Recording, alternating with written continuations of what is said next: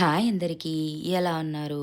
Quick and ఈజీగా అయిపోయే recipes అయినా కూడా చాలా టేస్టీగా ఉండాలి అనుకునే వాళ్ళు ఎంతమంది?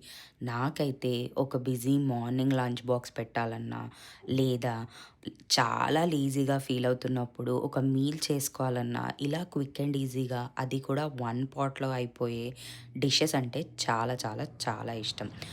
అందులో పలావ్స్ ఎక్కువైపోతాయని నా ఫీలింగ్.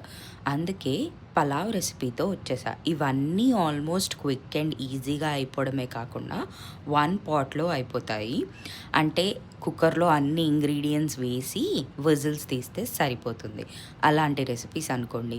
సో, ఇక్కడ ఫస్ట్ ఎపిసోడ్‌లో పలావ్ చేస్తున్నా మష్రూమ్ పలావ్. ఇది ఎంత క్విక్ అండ్ ఈజీగా, సింపుల్‌గా అయిపోతుందో మీరే చూడండి. ఎక్కువ ఇంగ్రీడియెంట్స్ కూడా లేవు. అన్నీ మనకి ఇంట్లో ఉండేటివే. అన్నీ చాప్ చేసుకొని పెట్టుకుంటే 30 మినిట్స్‌లో రెడీ అయిపోతుంది. అండ్ టేస్ట్ కూడా అదిరిపోద్ది.